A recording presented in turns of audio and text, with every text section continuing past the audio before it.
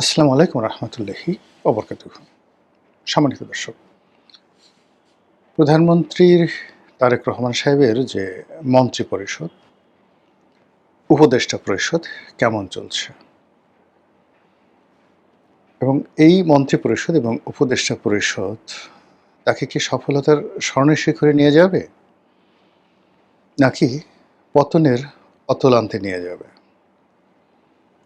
কিংবা তিনি নিজে যে সকল কাজকর্ম করছেন সেই কাজকর্মগুলোর মধ্যে আলটিমেটলি সরকারের সফলতা, তার নিজের ব্যক্তিগত সফলতা এবং দেশের যে সার্বিক অবস্থা, এই বিষয়গুলো কিভাবে প্রতিফলিত হচ্ছে, এর কি কোনো ভবিষ্যৎ আছে? এই বিষয়গুলো নিয়ে আলোচনা করব। এবং আমি যখন আলোচনা করছি তখন রাজপথে শিক্ষামন্ত্রীর পদত্যাগের দাবিতে তুমুল আন্দোলন চলছে। তারপর সংসদ ভবনে ছাত্ররা ঘেরাও করে আছে, পুলিশ লাঠিপেটা করেছে, কয়েক দফা তাদেরকে তাড়িয়ে দেওয়া হয়েছে। যেহেতু এই জেনারেশনটা মানে আমাদের দেশে কোটা বিরোধী আন্দোলনে যারা সফলতা পেয়েছেন তাদের চাইতে এই জেনারেশনটা আরও বেপরোয়া। এদের বেশিরভাগই টিনেজ, মানে 20 বছরের নিচেদের বয়স, এসএসসি পরীক্ষার্থী।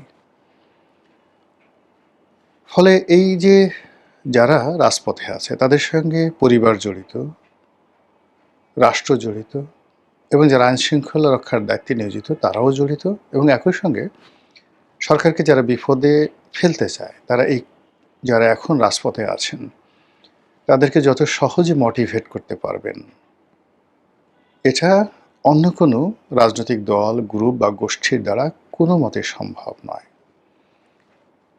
আমরা যেরকম সাধারণ মানুষ, তারা কিন্তু অনেক আগের থেকেই বলছিলাম যে জুলাই, আগস্ট, সেপ্টেম্বর এই 3টি মাস সরকারের জন্য ভীষণ রকম খারাপ একটা সময় যাবে, প্রাকৃতিক কারণে, রাজনৈতিক কারণে এবং অন্যান্য বিভিন্ন কারণে। এবং এই যে দেখুন, সমস্যাটা শুরু হয়েছে বৃষ্টি থেকে। এখন এই যে বৃষ্টিটা হলো, এখানে তো তারেক রহমান সাহেবের কোনো হাত ছিল না, কিন্তু তিনি যদি এই জুলাই মাসের বৃষ্টি, প্রকৃতি, গ্রহ নক্ষত্র সম্পর্কে তার ধারণা থাকতো, তাহলে এই সময়টিতে তিনি সতর্ক হতেন। এবং এখনও তিনি যদি সতর্ক হন তাহলে অনেক বিপত্তি তিনি এড়াতে পারবেন। আর সতর্ক যদি না হন তাহলে বলতে গেলে পচা শামুকে পা কাটবে। আলোচনার শুরুতে চলে আসি। এই সরকারের বেশ কয়েকজন মন্ত্রী যারা ইতিমধ্যে মানুষের বিরক্তির কারণ হয়ে পড়েছেন, সমালোচিত হয়েছেন। এরা নিজ নিজ দপ্তরে তারা সফলতার পরিবর্তে ফাটাকেষ্ট হওয়ার চেষ্টা করে চলেছেন, অনেকটা সিনেমাটিক স্টাইলে, যেটি এই আধুনিক যুগে একেবারে বেমানান।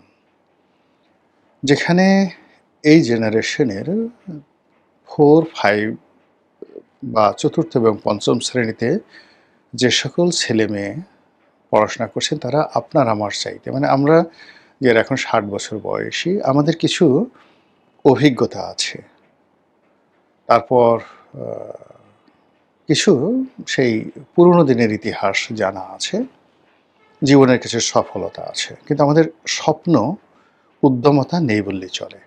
নতুন করে আমরা কিছু করতে পারবো না। কিন্তু এই যে টকবগে যারা তরুণ, একেবারে ক্লাস 4, 5 থেকে শুরু করে এই যে ধরুন যারা এসএসসি পরীক্ষা দিচ্ছেন, তারা প্রথমত তারা টেকনোলজি, সেটা টিকটক বলেন, কম্পিউটার চালানো বলেন, কম্পিউটার গেম বলেন, এই বিষয়ে তারা আমাদের সে কোটি কোটি গুণ পারদর্শী ইন অ্যাভারেজ। আমাদের মধ্যে যে 2-4 জন নেই খুব পণ্ডিত, সেটা আলাদা কথা, কিন্তু ইন জেনারেল যদি আপনি 50 থেকে 60 বছরের 1000 লোক আনেন আর ওদের মধ্যে 1000 লোক আনেন, আপনি দেখবেন যে তারা কম্পিউটিংয়ে much better than of us. এরপর তাদের রয়েছে প্রচণ্ড জিদ, শারীরিক সক্ষমতা এবং রুখে দাঁড়ানোর ক্ষমতা এবং স্বপ্ন, প্রচণ্ড স্বপ্নবাস, ইলিউশন। ফলে এই যে যাকে বলা হয় উড়ন্ত একটা গোষ্ঠী, যারা হাওয়া মেয়ে উড়তে হায়, বাতাসে উড়তে চায়, ঘুড়ির মতো উড়তে চায়, পাঠে আমার মন বসে না, কাঁঠাল চাপার গন্ধে। এইরকম যাদের মন এবং মানসিকতা, এবং খুব সহজে তারা প্রেমে পড়ে যায়। হয়তো বিড়ালের প্রেমে পড়লো, একটা পোষা কুকুরের প্রেমে পড়লো, ফুলের প্রেমে পড়লো, নদীর প্রেমে পড়লো, একটা পাখির প্রেমে পড়লো, অথবা এই শরীর চর্চা করতে হবে, বডি বানাতে হবে।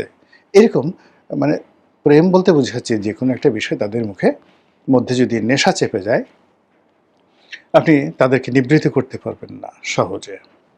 এখন এই যে তারা সরকারের বিরুদ্ধে তাদের নেশা চেপে যায় যদি কোনো কারণে, তারা একে একে এই শিক্ষামন্ত্রীকে ধরেছে, এরপর আরও ১০ জন মন্ত্রীকে ধরবে। তার আগে এই বিষয়টা সরকারকে নিষ্পত্তি করতে হবে, আদারওয়াইজ এটা কিন্তু বাড়তে থাকবে।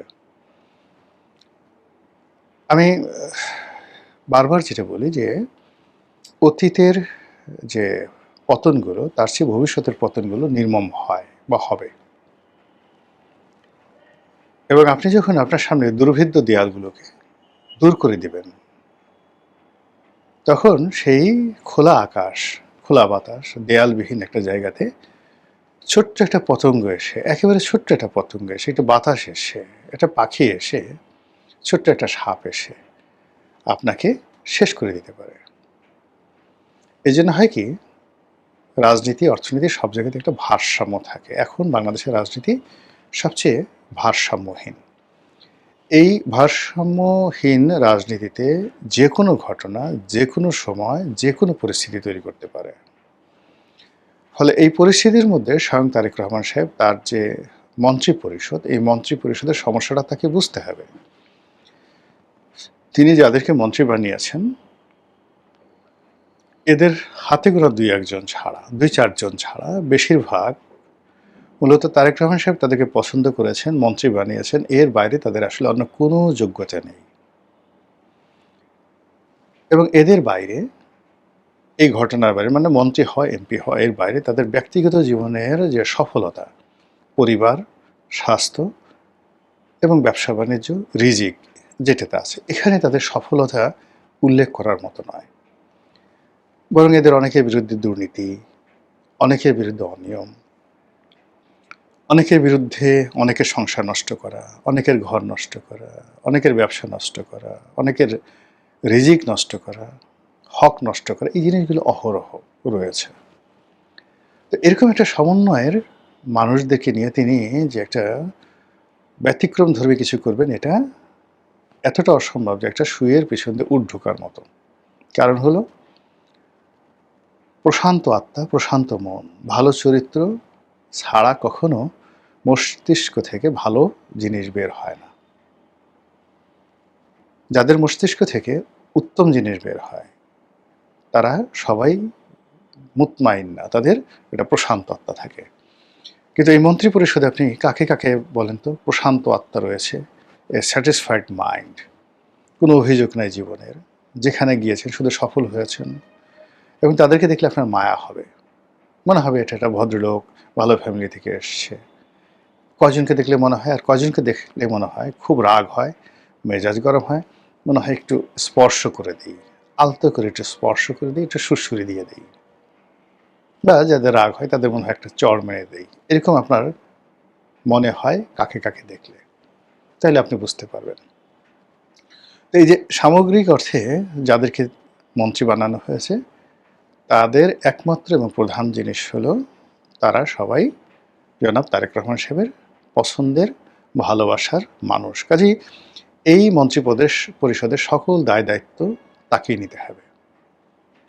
সেই অর্থে ওনার উচিত এই মুহূর্তে যাদের বিরুদ্ধে অভিযোগ এসেছে রাতারাতি তাদেরকে পরিবর্তন করে ফেলা।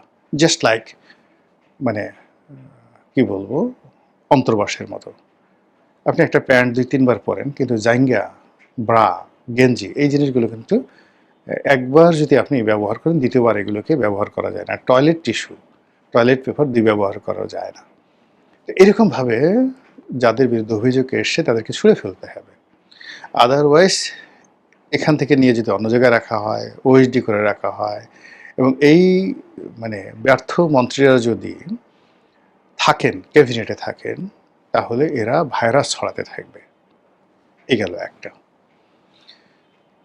২ নম্বর হলো যে উনি কতগুলো উপদেষ্টা নিয়োগ দিয়েছেন, এদের কাউকে তিনি লন্ডন থেকে নিয়ে এসেছেন, কাউকে হয়তো লোকাল মার্কেট থেকে নিয়েছেন। ফরেন ইম্পোর্টেড আইটেমস এবং লোকালি প্রডিউসড। এই গত 4 মাসে তাদের একটা সিঙ্গেল কথা, একটি আচরণ, একটি কর্ম জাতির দৃষ্টি আকর্ষণ করেনি। বরং তাদেরকে দেখলেই মানুষের মনে হয় যে কেন এবং কি কারণে প্রধানমন্ত্রী এদেরকে উপদেষ্টা বানালেন, কেন তাদেরকে নিয়োগ দিলেন। এই বারবার শুধু প্রশ্ন আসছে, হোয়াই হোয়াই হোয়াই, কেন এই প্রশ্নগুলো আসছে। কাজে এই উপদেষ্টা মণ্ডলী তাকে কোনো ভালো উপদেশ দেবেন আগামীতে, কোনো একটা মন্ত্রণালয় চালাবেন বা দেশকে উন্নয়নের শিখরে নিয়ে যেতে পারেন, এটা প্রধানমন্ত্রীর একান্ত বিশ্বাস বা একান্ত ভালোবাসা, একান্ত ব্যক্তিগতভাবে যেভাবে তিনি তার খুব কাছের প্রাণী এবং কাছের বন্ধু, কাছের আত্মীয় শুভানুধ্যায়ীদেরকে যেভাবে ভালোবাসেন, ওইরকম একান্ত ব্যক্তিগত। কিন্তু রাষ্ট্রের যারা লোকজন, সাধারণ জনগণ, তারা কেউ তার একজন সিঙ্গেল উপদেষ্টা সম্পর্কে ভালো ধারণা, ইতিবাচক ধারণা, সুদূর প্রসারী ধারণা পোষণ করে না এবং করার কোনো কারণ নেই। তো কাজেই তাকে রিশাফেলে যেতে হবে, তাকে রিশাফেলে যেতে হবে। যে ভুল শেখ হাসিনা করেছেন, জিদ করেছেন, মানে তিনি ধরুন সৈয়দ আবুল হোসেনের পদত্যাগের বিষয় যখন এলো, তিনি আবুল হোসেনকে অ্যাভেল করলেন না শেষ পর্যন্ত, কিন্তু যখন তাকে বাদ দেওয়া হলো তখন তার সর্বনাশ হয়ে গেছে। কিন্তু যখন বলা হয়েছিল যে আবুল হোসেনকে বাদ দেন, রাতারাতি তাকে বাদ দিয়ে দিলে এই ঘটনা ঘটতো না। বা ওবায়দুল কাদেরকে যখন জেনারেল সেক্রেটারি করা হলো, সৈয়দ আশরাফকে বাদ দিয়ে, কেউ কিন্তু মেনে নেয়নি, কিন্তু ভয়ে কথা বলেনি। কিন্তু ওবায়দুল কাদের সাহেব যখন বিভিন্ন মানুষকে অপমান করা শুরু করলেন, এমনকি একজন সংসদ সদস্যকে চল দিয়ে বসলেন, এই বিষয়টির সঙ্গে সঙ্গে শেখ হাসিনার উচিত ছিল সঙ্গে সঙ্গে তাকে বাদ দেওয়া। যে একজন মাননীয় সংসদ সদস্য, হোয়াট এভার মেবি, যত বড় ছোট কর্মী হন না কেন, তাকে প্রকাশ্যে চড় মারাটা কোনো অবস্থাতেই সমর্থনযোগ্য নয়। তো এই ক্ষেত্রে যেটা হচ্ছে যে এই মন্ত্রী পরিষদের মধ্যে, এই উপদেষ্টাদের মধ্যে কিংবা প্রধানমন্ত্রীর পার্সোনাল স্টাফদের মধ্যে যেটিকে বলা হয় সুপারস্টার বা মেগাস্টার রূপে কয়েকজন লোক খুব বাহাদুরি করছেন। কেউ সর্ববিদ্যায় বিশারদ, কেউ সর্বরোগের কবিরাজ, কেউ হয়তো বা সর্বক্ষমতার অধিকারী 10 ভুজা দুর্গা দেবী। অনেক ক্ষমতা, অনেক জ্ঞান, অনেক প্রভাব ইত্যাদি ইত্যাদি, এরকম যারা সুপারস্টার হয়ে গেছেন এবং দে সিমস, তাদেরকে দেখলে মনে হয় বা দ্য সিমড, তারা নিজেদেরকে প্রমাণ করতে চান যে they are much better than a prime minister in terms of education, in terms of quality, in terms of approaching and everything. তারা যত বেশি আনুগত্য দেখাচ্ছে প্রধানমন্ত্রীর সামনে গিয়ে, পেছনে এসে তারা মনে করছে যে আমরা না থাকলে এই সরকার 1 মিনিট টিকবে না, থাকবে না, সরকারকে আমরা টিকিয়ে রেখেছি। প্রধানমন্ত্রী প্রথমেই বুঝতে হবে যে এই ধরনের মানুষ যারা সামনে এসে এক কথা বলে, পিছনে অন্য কথা বলে, আর জনগণ যাদের সম্পর্কে মনে করে যে এরা সরকারের রাইট হ্যান্ড, লেফট হ্যান্ড থেকে শুরু করে সব কিছু তারা, এদেরকে আসলে বাদ দিতে হবে। কোনো ছাটকাট নেই, কোনো কিছু নেই। যখনই কেউ খুব বেশি শক্তিশালী হয়ে পড়ে তখন সেটা বাদ দিতে হয়। এবং একই কাজ মানে অসাধারণভাবে ইতিহাসে 2 জন বিখ্যাত ব্যক্তি, 3 জন বিখ্যাত ব্যক্তি করেছিলেন। আমাদের এই পাক ভারত উপমহাদেশে একজন সুলতান ইলতুৎমিশ। সুলতান ইলতুৎমিশ তার দরবারে তুর্কি এবং আফগানদের প্রাধান্য কমানোর জন্য তিনি 40 জন দাস, the slave, the great 40 slaves, এরকম একটা বাহিনী গঠন করেছিলেন এবং তাদের হাতে সব দায়িত্ব দিয়েছিলেন। তিনি তার জীবদ্দশায় এই 40 জন কৃতদাস, তাদের বেস্ট সার্ভিস তিনি পেয়েছিলেন এবং রাষ্ট্রকে অসাধারণ একটা সেবা দিয়েছিলেন। কিন্তু তার মৃত্যুর পরে একেবারে গিয়াসউদ্দিন বলবনের জমানা পর্যন্ত প্রথম দিকে এই 40 জন কৃতদাসের যে যন্ত্রণা, পুরো ভারতবর্ষ অস্থির হয়ে গেল। একের পর এক যুদ্ধ, একের পর এক ক্ষমতা, প্রাসাদ ষড়যন্ত্র, হত্যাকাণ্ড, সব মিলিয়ে তছনছ। যখন নাসিরুদ্দিন সাহেব ক্ষমতায় আসলেন, দিল্লির বাদশাহ ওই যে নাসিরউদ্দিন, তার প্রধানমন্ত্রী হলেন তারই শ্বশুর গিয়াসউদ্দিন বলবন। তখন 50% তিনি এদেরকে কমাতে পারলেন এবং নিজে ক্ষমতায় এসে জাস্ট গ্যাচাং গ্যাচাং সবগুলোর শিরচ্ছেদ করে দিলেন। ফলে তিনি 20টি বছর, 40 বছর তিনি শাসন ক্ষমতায় ছিলেন, 20 বছর প্রধানমন্ত্রী রূপে আর 20 বছর সুলতান রূপে। এই 40 জনকে তিনি শেষ করে দিয়েছিলেন। ঠিক সেম কাজ করেছিলেন আলাউদ্দিন খিলজি, একই অবস্থায় তিনি পড়েছিলেন। তো আলাউদ্দিন খিলজি, গিয়াসউদ্দিন বলবন এবং সুলতান ইলতুৎমিশ, এদের জীবন যদি এবং সফলতা যদি প্রধানমন্ত্রী অনুসরণ করেন, he has no way but to reform, এবং এটা করতে তাকে দেরি করা যাবে না। তাকে এই ক্ষেত্রে এতটা নির্মম এবং নিষ্ঠুর হতে হবে যে কোনো অবস্থাতেই যেন তার প্রতিপক্ষ একটা করার সুযোগ না পায়, আর তাকে ব্যবহার করে কোনো একটা মাসিও যেন ভো করার সুযোগ না পায়। নো ভো নো ভা, তাহলে তিনি টিকতে পারবেন, যেতে পারবেন, আদারওয়াইজ হবে না। সোজা বাংলা কথা। দ্বিতীয় যে বিষয়টি হলো তার ব্যক্তিগত জীবন। তার স্ত্রীকে তিনি কতটা ভালোবাসেন, তারপরে কিভাবে ছাতি ধরেন, তার স্ত্রীকে খুশি করার জন্য তিনি যে সকল প্ল্যান করেন, পরিকল্পনাগুলো করেন, এই জিনিসগুলো নিয়ে বিরোধী দলের যারা লোকজন, তরুণ যারা আছেন, তারা ট্রল করছেন। কেউ তাকে প্রেমের দেবতা, কেউ তাকে তাজমহল নির্মাণ করার দ্বিতীয় কারিগর, এই কথাগুলো বলছে। কেউ তাকে বলছে যে আপনি বাসে করে যে দেশে যাচ্ছেন মূলত প্রেম করার জন্য। বাংলাদেশের এত উঁচু পর্যায়ের প্রধানমন্ত্রী এবং তার পরিবারকে নিয়ে এই ধরনের ট্রল ইতিপূর্বে কখনো হয়নি। কাজে ওয়েস্টার্ন সোসাইটিতে টনি ব্লেয়ার এবং শেরি ব্লেয়ার তারা প্রকাশ্যে হাত ধরে হাসছে কিংবা চুম্বন করছেন। কিংবা ধরুন ফ্রান্সে তার চেয়ে 15-20 বছরের বড় তার শিক্ষক ইমানুয়েল ম্যাক্রোর স্ত্রী, মূলত ইমানুয়েল ম্যাক্রোর শিক্ষক ছিলেন, টিচার ছিলেন। তো তাদের অসম প্রেম, এমনকি বউয়ের হাতে মার খাওয়া, ওটা ওই সমাজে কোনো প্রবলেম হয় না। ডোনাল্ড ট্রাম্পের চতুর্থ স্ত্রী মেলানিয়া ট্রাম্প, তার হাতে চড় খাচ্ছেন ট্রাম্প প্রকাশ্যে, এটা ওদেশে কোনো সমস্যা হয় না। একদিকে সেক্সুয়াল ওয়ার্কার বা পর্ন স্টার, তাদের সঙ্গে ডোনাল্ড ট্রাম্পের সেক্সুয়াল রিলেশন, আবার অন্যদিকে প্রেমের অভিনয়, এটা আমেরিকান সমাজে সমস্যা হয় না। কিন্তু আমাদের সাবকন্টিনেন্টে, এশিয়া সাবকন্টিনেন্টে এই ধরনের জিনিস একেবারে সহ্য করা যাবে না। কাজে এখানে ছেলে মেয়ে পরিবার, এটা একান্ত ব্যক্তিগত বিষয় থাকাটাই উত্তম। প্রধানমন্ত্রী যে কাজগুলো করছেন আপাত দৃষ্টিতে আমাদের কারো কোনো ক্ষতি হচ্ছে না, কিন্তু হয়তো তিনি এই কাজ করে মজা পাচ্ছেন, আনন্দ পাচ্ছেন, এবং সেই আনন্দকে তিনি রাষ্ট্রীয় কর্মে আরও উদ্দীপনারূপে ব্যবহার করতে পারবেন। কিন্তু তার বুঝতে হবে যে রাম কেন সীতাকে বনবাসে দিয়েছিলেন। আবার সীতা বনবাস থেকে ফিরে আসার পরে রাম তার সতীত্ব পরীক্ষা করার জন্য যখন রামের স্ত্রী সীতাকে অপহরণ করে নিয়ে গেল রাবণ, তখন প্রশ্ন হলো সে তার সতীত্ব হারিয়ে ফেলেছে। তো সেই স্ত্রীকে তিনি যখন ঘরে তুলবেন, সমাজ বলল সে অসতী, তাকে সেই সৎ প্রমাণ করার জন্য, সতী প্রমাণ করার জন্য আগুনের উপর দিয়ে তাকে হেঁটে যেতে হলো।